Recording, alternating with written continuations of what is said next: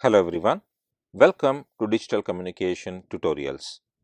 In this video, I am going to take up a derivation on binary phase shift keying technique when there is a phase error at the local reference signal at the receiver. Let me read out the question first.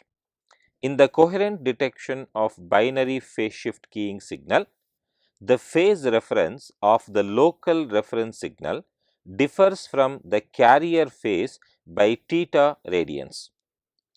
Discuss the effect of the phase error theta on the average probability of error of the system. Please note, here we are once again going to derive an expression for the average probability of error for binary Bpsk. I have already made a video on that. You can watch the same by clicking on the link shown in the top right corner right now, or I will leave the link of that video in the description below. The difference between that particular topic and the one we are currently discussing is that in this particular system, the phase reference of the local reference signal, which is in fact phi 1 of t, differs from the transmitted reference signal phase by theta radians. And when this happens, we are asked to discuss what will be the change in the equation for average probability of symbol error for the Bpsk system. Right, let us start with the solution. Please note, the derivation for the average probability of symbol error for binary Bpsk will be considered as a prerequisite for understanding this numerical. So, I highly recommend you to watch the video on the average probability of symbol error for binary Bpsk system before continuing with this. Assuming you already have done that, let us start with the solution part. I am going to take some introduction to what will happen in a binary Bpsk system before I jump into the numerical. To start with, for a binary Bpsk system, symbol 1 and symbol 0 are represented as, symbol 1 is represented as S1 of t given by square root of 2 EB by TB into cos 2 pi FCT. Then for symbol 0, we have S2 of t given by square root of 2 EB by TB into cos 2 pi FCT plus phi. That is, whenever symbol 0 is to be transmitted, the carrier signal is phase advanced by a value of pi and then it is transmitted. As per this equation, cos 2 pi FCT plus pi is equals to minus cos 2 pi FCT. So, S2 of t reduces to minus of square root of 2 EB by TB cos 2 pi FCT. These are the representations of our input signals. By analyzing equations 1 and 2, we find that there is only one orthonormal basis function required for representing the input signals, and it is given by phi 1 of t is equal to square root of 2 by TB cos 2 pi FCT. What is common across S1 of t and S2 of t? That has to be taken as the basis function. However, please note, square root of EB cannot be taken as a common because energy of the signal representing symbol 1 and symbol 0 would be different. Next, I am going to now show you the transmitter of the binary Bpsk system. Please note, it is a very simple product modulator. So, what happens is we feed the input signal Si of t, which can either be S1 of t or S2 of t, to a product modulator which is fed with a local reference signal which is our phi 1 of t, and the product of these two signals creates the binary Bpsk signal. This Bpsk signal is then transmitted through the channel. This is the representation of the transmitter. Now, for the given numerical, let us go back to the numerical. You see, we are told that the phase reference of the local reference signal, which is phi of t, at the receiver differs from the original transmitted carrier phase by a value of theta radians. So, I will now say that the phase reference of the local reference signal at the receiver differs from the carrier phase by a value of theta radians. Please note, the local reference signal is nothing but phi 1 of t. However, the question says the phase reference of the local reference signal differs from the carrier phase by theta radians. This means now we are referring to the local reference signal at the receiver, not at the transmitter, but at the receiver. So, I will now write an equation for the local reference signal at the receiver as square root of 2 by Tb cos 2 pi fct plus theta. This is exactly equal to the original orthonormal basis function except for this theta term which represents the phase error. So, let me now draw the receiver diagram for the Bpsk. Here we have the received signal x of t. Please note the received signal x of t is equal to Si of t plus W of t, where W of t is the noise component. Here I have assumed a correlation receiver which consists of a multiplier followed by an integrator. So, x of t and the local reference signal at the receiver are multiplied and then fed to an integrator. The output of the correlator is then sampled at time t is equals to Tb to create the output y. Please note this is a correlator, and as per our previous discussion on the response of bank of correlators, the correlator output is a Gaussian random variable. Please note I have specified small y here, which means it is a sample of some capital Y, which is our random process. Right, let us now start the derivation for average probability of symbol error. Let me first represent x of t as our received signal. So, when symbol 1 is transmitted, x of t is equal to S1 of t plus W of t. S1 of t as our previous equation 1 is square root of 2 Eb by Tb cos 2 pi fct. So, I have written that here. Then we have the W of t part, which is the noise component, retained as it is, no change. Similarly, when symbol 0 is transmitted, x of t is equals to S2 of t plus W of t. S2 of t is equal to minus square root of 2 Eb by Tb cos 2 pi fct. Once again, W of t is retained as it is. Now, since there is only one basis function required to represent both the input signals, the constellation diagram would be one dimensional. So, the correlator output can be written as, if you look at the equation, correlator output at this point, this is y of t. Y of t is equal to x of t, which is our input received signal, multiplied by the local reference signal, and then applying integration on the same over the limits 0 to t. That is what is written here. You see, y of t is equal to integral 0 to t, the input signal x of t multiplied by the local reference signal square root of 2 by Tb cos 2 pi fct plus theta dt. After that, you can see there is a sampler also involved here. So, let me now change the time t is equals to Tb. That is what is done in this equation here, please note. So, the output of the sampler is a sample value y. It is no more a signal anymore, it is a sample value y, and it is given by integral 0 to Tb x of t into square root of 2 by Tb cos 2 pi fct plus theta dt. Now, let us substitute for x of t from the previous equations 5 and 6. Please note, when symbol 1 is transmitted, x of t is equal to plus square root of 2 Eb by Tb cos 2 pi fct plus W of t, and when symbol 0 is transmitted, x of t is equals to minus square root of 2 Eb by Tb cos 2 pi fct plus W of t. So, the only difference between x of t representation for symbol 1 and 0 is the negative symbol for symbol 0. Therefore, I can now write x of t as plus or minus square root of 2 Eb by Tb cos 2 pi fct plus W of t, followed by the local reference signal at the receiver. So, this part and this part is exactly the same.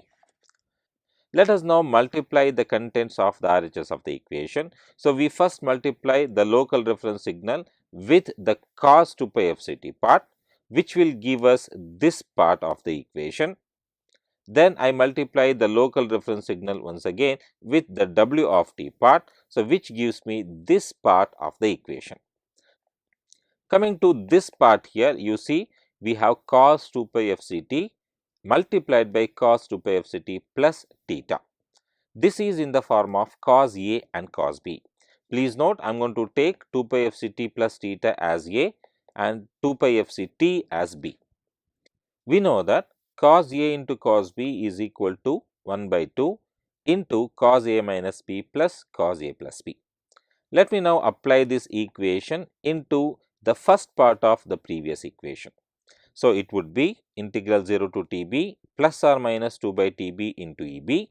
Then we have a 1 by 2 introduced because of the trigonometric function. Then I have cos A minus B. So, what is A?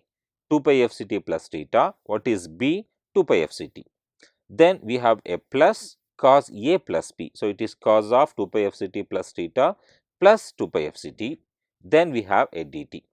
The second part of the equation is retained as it is, no change.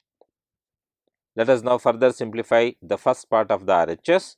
If you look at this part, you will note that this is equals to theta. Why? 2 pi f c t and minus 2 pi f c t cancel out. So, the first part reduces simply to cos theta. Now, coming to the second part, you will see we have 2 pi f c t plus theta plus 2 pi f c t. So, this reduces to cos 4 pi f c t plus theta. Once again, we retain the last part without any change. Let me call this as equation 7, and it is a very important equation. Let us now try to analyze the integrals at the RHS individually. To start with, let me take the first integral given by plus or minus integral 0 to T b square root of E b divided by T b cos theta into dt. If you look at this part very carefully, you will note that root E b is a constant, T b is also a constant, cos theta is also constant. So, all three of them are constants. Therefore, I am going to take all of them towards the left side of the integration. So, it will be plus or minus square root of E b divided by T b into cos theta followed by integral 0 to T b dt. Integral 0 to T b dt is nothing but T b. So, this reduces to plus or minus square root of E b into cos theta. This is the solution for the first integral. Let us now look at the second integral, and the second integral is given here. Let us now integrate the cos term here. Integration of cos theta is equal to sin theta divided by the coefficient of theta. So, this will now reduce to sin of 4 pi f c t plus theta divided by 4 pi f c. However, please note sin of even value of pi is always 0. So, the complete term, which is our second integral, will reduce to 0. Lastly, we move on to the third integral given by integral 0 to T b square root of 2 by T b w of t into cos 2 pi f c t plus theta into dt. I am going to rewrite this part. So, this becomes integral 0 to T b w of t followed by square root of 2 by T b cos 2 pi f c t plus theta. Now, if you look at this part, which is square root of 2 by T b cos 2 pi f c t plus theta, this is nothing but our local reference signal phi 1 of t. So, that is why I have replaced that part with phi 1 of t. Now, if you look at this equation carefully, this is in the form of integral 0 to T b s I of t into phi j of t dt, and this is equal to s I j. So, this equation simply reduces to W1, right. So, we have now analyzed each of the integrals in the RHS of equation 7. So, let us now substitute the final answers of all these integrals back into equation 7. So, equation 7 reduces to the solution of the first integral is plus or minus square root of E b into cos theta plus the solution of the second integral is 0 plus the solution of the third integral, which is W1. Let this be our equation 8. Please note, a positive sign here indicates the transmission of a symbol 1 and a negative sign indicates the transmission of a symbol 0. I have previously said that the output of the correlation filter is a Gaussian random variable. Therefore, I can now say y as a sample value of some Gaussian random variable capital Y, whose mean value depends upon which symbol is transmitted. For example, when symbol 1 is transmitted, the mean value of y is given by expectation of y given symbol 1 is equal to, this is directly equal to plus of this value, that is what is taken here. So, you can see this is equal to plus root E b cos theta. Similarly, when symbol 0 is transmitted, the mean of y is equal to minus of this equation again. So, it is equal to minus root E b cos theta. These are very important for the next part of the derivation. Lastly, since y is a Gaussian random variable, the variance of y is equal to n naught by 2. Right. Having now found the mean and variance of the output of the correlator, let us now move on and write the equation for the conditional probability density function of the random variable y, assuming symbol 0 is transmitted. Please note, we have assumed symbol 0 is transmitted. So, the conditional probability density function, which is nothing but the likelihood function, is given by Fy of y given 0 is equal to 1 divided by square root of 2 pi into variance of y multiplied by exponential of minus 1 divided by 2 into variance of y multiplied by the signal minus its mean. Please note, expectation on y given 0 is mean. So, it is signal minus its mean whole square. This is the equation for the Gaussian distribution. Let us now substitute for mean and variance into this equation. Variance of y is n naught by 2, mean of y when symbol 0 is transmitted is minus root E b into cos theta, which is this part. So, let me substitute that here. This will be equal to 1 divided by square root of 2 pi into n naught by 2, followed by exponential of minus 1 divided by 2 into n naught by 2, then the signal y minus its mean, which is minus root E b cos theta whole square. So, when I simplify this, this will become 1 divided by square root of pi into n naught into exponential of minus of y plus root E b cos theta whole square divided by n naught.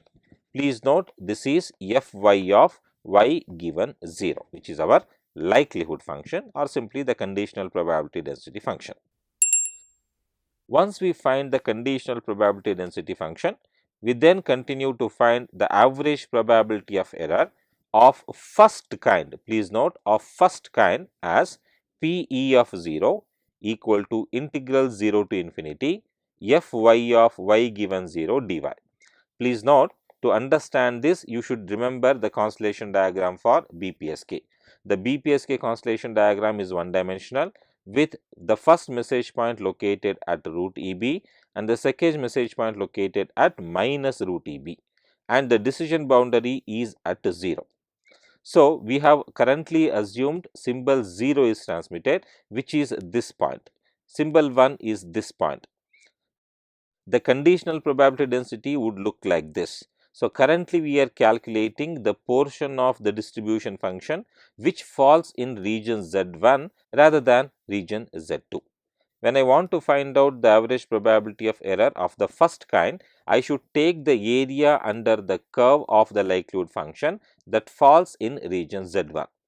Region Z1 starts at the 0 and it can go up to infinity, and that is why the integral limits are taken as 0 to infinity and then followed by the likelihood function, which is the previous equation.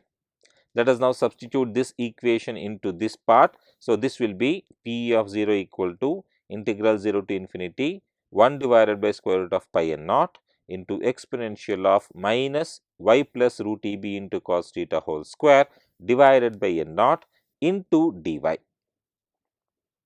Right. Now, we perform a change of variable. Let the square root of contents of the exponential function except the negative symbol be taken as a new variable z. Therefore, z is equal to y plus root EB cos theta divided by square root of n naught.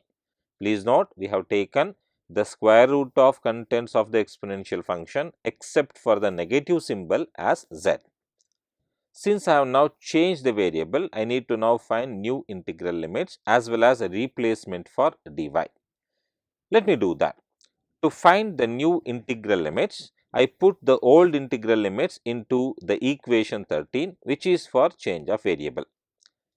When y is equal to 0, z equals square root of EB by n naught into cos theta. We just apply y equal to 0 into equation 13. So, this becomes the new lower limit of integral.